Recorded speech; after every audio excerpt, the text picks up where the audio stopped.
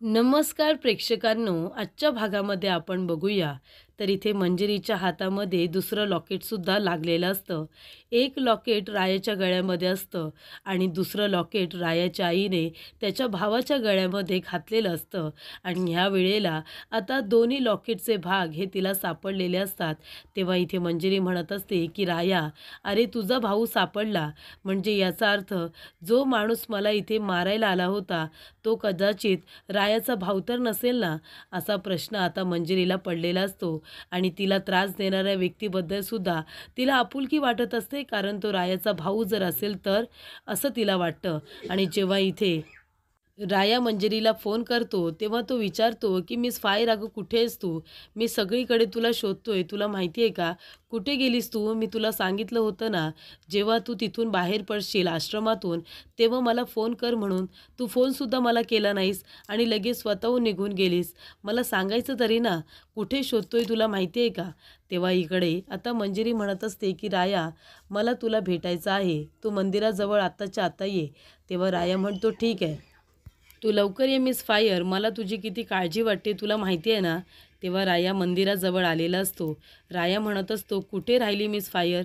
कधीची तिची वाट बघतोय, मंदिराजवळ यायला सांगितलंय आणि अजून आलेली नाही आहे. राया, अरे मिस फायर जिथे कुठे असेल ना, तिला बाबा व्यवस्थित ठेव, तिला सुखरूप ठेव, काही होऊ देऊ नकोस, असं राया म्हणत असतो.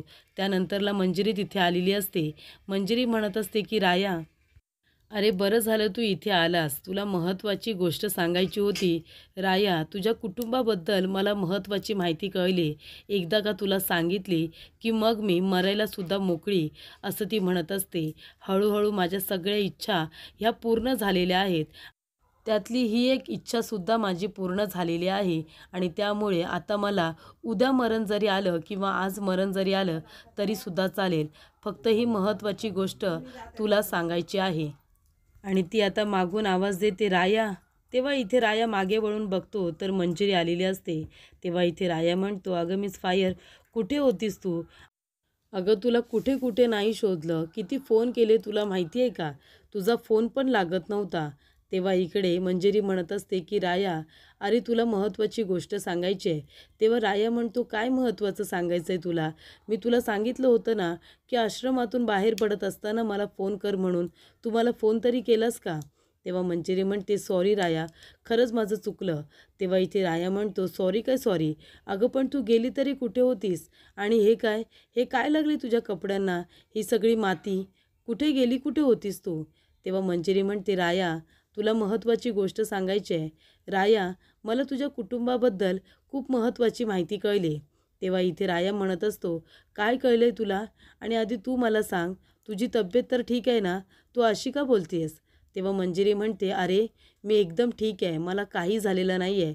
पण तुला माहिती आहे राया, तुझी आई आणि तुझा भाऊ. तेव्हा मंजिरी म्हणतो, काय झालं त्यांचं? तेव्हा इथे मंजिरी म्हणते की ते दोघंजणं, असं म्हणाल्यानंतर इथे मंजिरीला खोकळा येतो. खोकळा आल्यानंतर ती बघते तर काय, तोंडातून तिच्या आता रक्त आलेलं असतं आणि ते रक्त मंजिरीच्या हातावरती सुद्धा पडतं. तेव्हा इथे मंजिरीला आता चक्करच येते. राया म्हणतो, मिस फायर, अगं काय झालं, काय होतंय तुला? आणि इथे मंजिरी आता जमिनीवरती कोसळलेली असते. राया म्हणत असतो, अरे पाणी तरी द्या रे प्यायला, कोणीतरी पाणी तरी द्या. आणि तेवढ्यातच इथे मंजिरीची शुद्ध पूर्णपणे आता हरपलेली असते. तेव्हा इथे राया तिला आवाज देऊन उठवण्याचा प्रयत्न करत असतो, पण मंजिरी कशी उठणार? तेव्हा राया खूपच जास्त रडायला लागतो. तो पूर्णपणे घाबरलेला असतो. त्याचबरोबर इथे मंजिरीचा काही पत्ता नसतो. तेव्हा उमा, नाना, निखिल सगळेजण खूपच जास्त टेन्शनमध्ये असतात. तेव्हा इकडे मंजिरी आता कुठल्या अवस्थेत असेल याचा विचार करूनच उमा घाबरलेली असते. उमा म्हणते की मंजिरीला पुन्हा काही झालं तर नसेल ना? माझी मंजिरी ठीक तर असेल ना? तेव्हा तिथे जय घोरपडे येतो आणि म्हणत असतो की नाही. जय आता उमाला सगळी माहिती सांगायला आलेला असतो. तो म्हणत असतो की जीजी, पूर्णपणे आता मंजिरीची तब्येत बिघडलेली आहे. जशी ती आधी आजारी झाली होती ना, तशीच ती पुन्हा आजारी झालेली आहे. तेव्हा उमा म्हणते, काय काय बोलतोयस काय तू? तुला हे सगळं कुणी सांगितलं? तेव्हा इथे जय म्हणतो की मी पोलीसवाला आहे, माझे सोर्सेस आहेत ना, त्यांनी मला ही सगळी माहिती सांगितली. मंजिरीला पुन्हा चक्कर आली होती आणि ती चक्कर येऊन खाली कोसळली. तिला आता हॉस्पिटलमध्ये ॲडमिट केलेलं आहे आणि इथे आता डॉक्टरांनी सुद्धा सांगितलं की तिच्याकडे फक्त 24 तास आहेत. ती फक्त 24 तास जगू शकते, त्याच्यानंतरला नाही. त्यामुळे इथे मंजिरीच्या जीवाला ह्या वेळेला खूपच मोठा धक्का आहे हे जयने सांगितलेलं असतं. जयने आता ही बातमी सांगितल्यानंतर सगळ्यांच्या पायाखालची जमीन सरकलेली असते. तेव्हा इथे उमा म्हणते, नाही नाही जय, असं नको बोलू. अरे माझी मंजिरी माझा एकमेव आधार आहे रे. तिला जर काही झालं तर आम्ही कुणाच्या तोंडाकडे बघायचं. तेव्हा इथे प्रशांतने जयचं सगळं बोलणं ऐकलेलं असतं. प्रशांत म्हणतो की मंजिरीची पुन्हा तब्येत बिघडली, याचा अर्थ जय घोरपडेने तिला 5वी पुडी दिली की काय, असा प्रश्न त्याला पडलेला असतो. तेव्हा इथे नाना, जीजी, निखिल सगळेजण खूप जास्त घाबरतात. तेव्हा इकडे जीजी म्हणत असते की माझी मंजिरी, तिची तब्येत पुन्हा कशी काय बिघडली. तेव्हा नाना म्हणतात, चल हॉस्पिटलमध्ये जाऊया आपल्या मंजिरीला बघायला. असं म्हणून ते सगळेजण धावत पळत हॉस्पिटलला जायला निघालेले असतात. तेव्हा प्रशांत आपल्या मनामध्ये म्हणत असतो की मला सुद्धा गेलं पाहिजे, काही झालं तरीसुद्धा मंजिरीचा जीव वाचवला पाहिजे. तेव्हा प्रशांत जात असतानाच इथे जय म्हणतो की प्रशांत, अरे तू कुठे जातोयस? हे बघ, तू कुठेही जायचं नाही आहे, कळलं ना तुला? तेव्हा प्रशांत म्हणत असतो, एक मिनिट, हे बघा मी कुणाला काही सांगणार नाही आहे जय, मला फक्त जाऊ दे त्यांच्याबरोबर, नाहीतर म्हणतील मी साधं त्यांच्याबरोबरसुद्धा हॉस्पिटलला गेलो नाही. तेव्हा जय म्हणतो, नाही रे, असं कोणी बोलणार नाही. बरं ठीक आहे, तुला जायचं आहे ना, तू म्हणतोयस ना की तुला जायचं आहे, त्या मंजिरीचा जीव वाचवायचा आहे तुला. पण एक गोष्ट लक्षात ठेव प्रशांत, घरी तुझी बायको आणि तुझी मुलगी कथा आहे हे विसरू नकोस, त्यांच्याबरोबर काही होऊ शकतं. तेव्हा इथे प्रशांत म्हणतो, हे बघ असं काही करू नकोस, मी कुणाला काही सांगायला जात नाही आहे, मी फक्त तिथे बघायला जातो आहे. तेव्हा प्रशांत म्हणतो की बघायलासुद्धा जायची तुझी गरज नाही आहे. आणि एक गोष्ट लक्षात ठेव प्रशांत, तू जरी कुणाला काही सांगण्याचा प्रयत्न केलास ना, तरीसुद्धा या सगळ्याचा आळ आहे ना तुझ्यावरतीच येईल. कारण मी सगळ्यांना सांगणार आहे, हे औषध माझं नाहीच आहे, हे औषध मला प्रशांतने दिलं होतं. म्हणजे मंजिरीच्या जीवाला जो काही धोका झाला आहे, तिची ही जी काही अवस्था झाली आहे ना, ती माझ्यामुळे नाही तर प्रशांतमुळे झालेली आहे, हे सुद्धा सांगायला मला वेळ लागणार नाही, कळलं ना? त्याचबरोबर प्रेक्षकांनो, इकडे आता राया आलेला असतो. राया म्हणत असतो, डॉक्टर अहो काय होतंय मिस फायरला, तुम्ही सांगाल का? बरी होती ती, बोलत होती, हसत होती, खेळत होती, सगळं काही ठीक होतं, आनंदात होती. मग तिला अचानक चक्कर का आली आणि तिच्या तोंडातून रक्त का आलं? सांगा ना डॉक्टर, काय घडलंय मिस फायर बरोबर? तेव्हा इथे डॉक्टर म्हणत असतात, राया दादा, मी आधीच तुम्हाला सांगितलं होतं ना की तुम्हाला आता मंजिरीची व्यवस्थित काळजी घ्यायची आहे म्हणून. हे बघा रिपोर्ट घ्या, रिपोर्टमध्ये बघा, पुन्हा त्यांच्या पोटामध्ये तेच विष गेलेलं आहे जे आधी गेलं होतं. त्यांच्या ब्लडमध्ये ते सगळं काही मिक्स झालेलं आहे. आता तुम्ही मला सांगा, आपल्याकडे त्याचा अँटीडोससुद्धा नाही आहे आणि मी रिपोर्ट तर केलेत, रिपोर्टमध्ये कळले की त्यांना पुन्हा विषबाधा झालेली आहे, कुणीतरी विष दिलं आहे. पण का त्यांना विष का दिलं जातं आहे? तेव्हा इथे डॉक्टर म्हणतात की हे बघा राया दादा, मी आधीच सांगितलं होतं की मंजिरीच्या पोटात जर विष गेलं तर तिला वाचवणं कठीण होऊन जाईल आणि ह्या वेळेला जास्त प्रमाणात विष तिच्या पोटात गेलेलं आहे, त्यामुळे आता काहीच होऊ शकत नाही. मंजिरीकडे खूप कमी वेळ आता राहिलेला आहे, ती जास्त वेळसुद्धा जगणार नाही आहे, कळतंय तुम्हाला? तेव्हा इकडे रायाला खूपच मोठा धक्का बसतो. रायाला आता आठवत असतं की मंजिरीबरोबर घालवलेले प्रत्येक क्षण, जेव्हा स्टार्टिंगपासून त्यांची इथे मैत्री झालेली असते आणि त्यानंतरला ते दोघंजणं वारंवार भेटत असतात. ते दोघेजण एकमेकांजवळ जेव्हा मैत्री करतात तेव्हा त्यांचे मैत्रीचे एक ते क्षण ते सगळे इथे रायाला आता आठवत असतात. मंजिरीने रायाची घेतलेली काळजी, हे सगळं त्याला आठवतं. राया डोक्याला हात लावून बसतो, त्याला फार वाईट वाटतं, तो रडायला लागतो. कारण त्याच्या आयुष्यामध्ये त्याला जीव लावणारी व्यक्ती ही कुणीच नव्हती. पहिली व्यक्ती होती मंजिरी, जिने त्याला जीव लावला होता, त्याला माया दिलेली असते. आणि मैत्री म्हणजे काय, मैत्री कशी निभावली जाते, हे सुद्धा मंजिरीकडून तो शिकलेला असतो. तेव्हा इकडे त्याच्यामध्ये सुद्धा आता माणुसकी मोठ्या प्रमाणात आलेली असते मंजिरीमुळे. तेव्हा हे सगळे क्षण आता त्याला आठवतात. त्याला वाईट वाटत असतं या गोष्टीचं, की हसणारी खेळणारी मुलगी, सगळ्यांचं फक्त चांगलं चिंतणारी, सगळ्यांचं भलं करणारी, सगळ्यांच्या चेहऱ्यावरती हसू आणणारी मुलगी आणि तिच्याबरोबरच हे एवढं वाईट का घडावं? आणि त्याला एक गोष्ट कळलेली असते, की हे सगळं कारस्थान त्या जय घोरपडेचं आहे. जय घोरपडेमुळेच मिस फायरची ही अवस्था झालेली आहे. तेव्हा इकडे आता जय घोरपडेला तर मी बघेनच, त्याला चांगला धडा शिकवेनच. पण त्याआधी मला इथे मिस फायरला बरं करायचं आहे. मिस फायरला कसं बरं करता येईल याकडे मला लक्ष द्यायचं आहे आणि त्यासाठी इथे राया आता देवाचा धावा करतो. राया म्हणत असतो की ए देवा, अरे पांडुरंगा, तू का मिस फायरचे एवढे हाल करतोयस? का तिची परीक्षा बघतोयस? तिला बरं वाटू दे. या सगळ्यात मिस फायरची काही चूक नाही आहे, मग तिला सगळं का सहन करावं लागतंय? तेव्हा राया म्हणतोय मिस फायर, अगं डोळे उघड गं. हे देवा, मी माझ्या मिस फायरशिवाय नाही जगू शकत. हवं तर माझं संपूर्ण आयुष्य घे, पण मिस फायरला बरं कर. माझं आयुष्य घे, पण मिस फायरला शुद्धीवरती आण. तेव्हा इथे राया आता स्वतःचं आयुष्यसुद्धा देवाला म्हणतो की घेऊन टाक, पण मंजिरीला बरं वाटायला हवं. तर हे सगळं निस्वार्थी प्रेम हे आता रायाचं मंजिरीवरती असतं आणि ते सगळं त्याच्या तोंडून बोलत असतं की इथे मंजिरीला लवकरात लवकर शुद्धीवरती येऊ दे, ती शुद्धीवरती येऊ दे, माझ्याशी बोलू दे. पण इथे मंजिरी आता डोळे उघडायला काही तयार नसते. राया म्हणत असतो की देवा, तू माझ्या मंजिरीला माझ्यापासून दूर नाही करू शकत. तिचा जीव हा खूपच जास्त महत्त्वाचा आहे माझ्यासाठी, नानांसाठी, जीजीसाठी, निखिलसाठी, सगळ्यांसाठी ती खूप महत्त्वाची आहे. तेव्हा इथे राया म्हणतो की नाही, त्या घोरपडेला आता मी सोडणार नाही. तो जिथे कुठे असेल ना त्याला शोधून मी काढणारच. आणि इथे राया डिफिकल्टला फोन करतो आणि म्हणत असतो, हे डिफिकल्ट, तो जय घोरपड्या जिथे कुठे असेल ना तिथून त्याला उचला, सगळ्यांनी मिळून त्याला उचला आणि माझ्यासमोर आणा. आता त्याला मी काही सोडणार नाही. आधीसुद्धा त्याने मिस फायरला इतका त्रास देण्याचा प्रयत्न केला आणि एवढं सगळं करून सवरूनसुद्धा तो गप्प बसला नाही. त्याने पुन्हा माझ्या मिस फायरला ते औषध दिलं आहे आणि ते सुद्धा मोठ्या प्रमाणात दिलं आहे आणि म्हणूनच इथे मंजिरीची ही अवस्था झालेली असते. डॉक्टरांनी रायाला सांगितलेलं असतं की मोठ्या प्रमाणात तिच्या पोटामध्ये औषध गेलेलं आहे. त्यानंतर इथे आता रायाने डिफिकल्टला सांगितलेलं असतं की जय घोरपडे जिथे कुठे असेल तिथून त्याला उचलायचं. त्याला आता मी धडा शिकवल्याशिवाय स्वस्थ बसणार नाही. माझ्या मिस फायरला जो काही त्याने त्रास दिला आहे ना, तो त्रास त्यालासुद्धा झाला पाहिजे, असं इकडे आता रायाला वाटत असतं.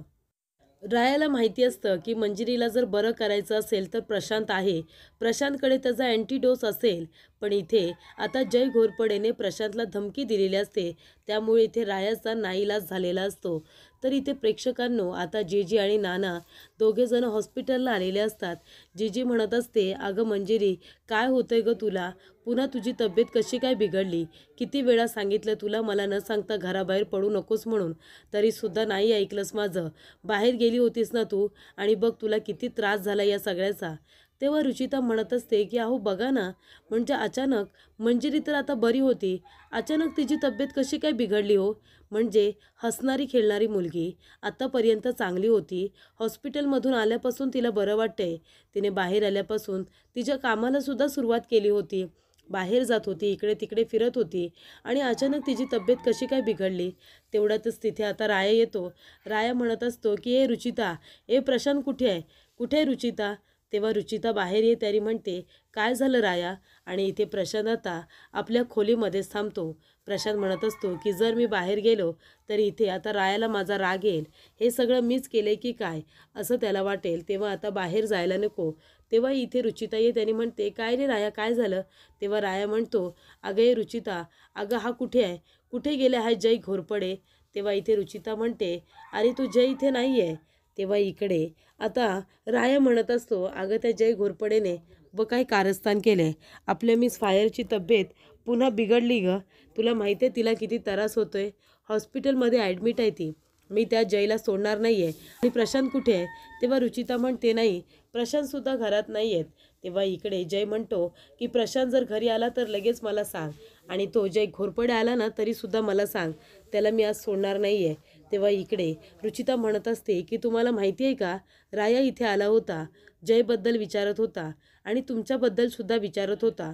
तो असं म्हणतोय जयनेच इथे औषध दिलेलं आहे मंजिरीला. त्या जयने औषध दिले आणि म्हणून तो त्याला शोधतोय आणि तुमच्याबद्दल सुद्धा विचारत होता की इथे प्रशांत आहे का म्हणून, पण मी नाही असं सांगितलं. त्याचबरोबर प्रेक्षकांनो, इकडे आता डॉक्टरांनी सगळे रिपोर्ट चेक वगैरे केलेले असतात. तेव्हा डॉक्टर म्हणतात, हे बघा, आम्ही तुम्हाला अंधारात ठेवणार नाही, पण आता तुमच्या मुलीच्या पोटामध्ये खूप विष गेले आणि त्यामुळे तिच्या जीवाला धोका निर्माण झालेला आहे आणि आता तिच्याकडे फक्त 20 तास उरलेले आहेत, बाकी काही नाही. तेव्हा इथे जीजी म्हणत असते, अहो तुम्ही असं कसं बोलता, आमचा तुमच्यावरती पूर्ण विश्वास आहे, डॉक्टर म्हणजे आमच्यासाठी देव, आणि तरीसुद्धा तुम्ही असं बोलता. तेव्हा डॉक्टर म्हणतात की हे बघा, असं तुम्हाला वाटतं, पण डॉक्टर म्हणजे देव नाही, आम्ही सुद्धा माणूसच आहोत ना, आम्ही सुद्धा आमच्या परीने पूर्णपणे प्रयत्न करतोय, पण आता त्यांना बरं वाटत नाही आहे, याच्यामध्ये आमची काही चूक नाही आहे. पण एक गोष्ट तुम्ही लक्षात घ्या, आम्ही आमच्या परीने पूर्ण प्रयत्न केलेले आहेत आणि म्हणूनच आम्ही तुम्हाला आता काही लपून न ठेवता सांगतोय ना की त्यांची प्रकृती आता बरी होणार नाही आहे. 20 तास उरले त्यांच्याकडे, तुम्ही तुमच्या नातेवाईकांना बोलावून घ्या त्यांना भेटण्यासाठी, बघण्यासाठी. आता त्यांच्याकडे वेळ खूप कमी आहे आणि ही सत्य गोष्ट आहे जी आम्ही तुम्हाला सांगतोय, असं आता डॉक्टर म्हणतात. तर प्रेक्षकांनो, राया पुन्हा हॉस्पिटलमध्ये आलेला असतो. जीजी हे जेव्हा सगळं ऐकते, जीजीला खूप मोठा धक्का बसतो, कारण इथे आता मंजिरीकडे खूप कमी तास उरलेले असतात. 24 तासमधले सुद्धा 4 तास निघून गेलेले असतात, 20 तास उरलेले असतात. तेव्हा इकडे राया सारखा जयला फोन करत असतो, पण इथे जय काही फोन उचलायला तयारच नसतो. त्यानंतरला तो फोन उचलतो आणि म्हणतो की हां, बोल बोल, काय बोलायचं आहे ते तू बोल.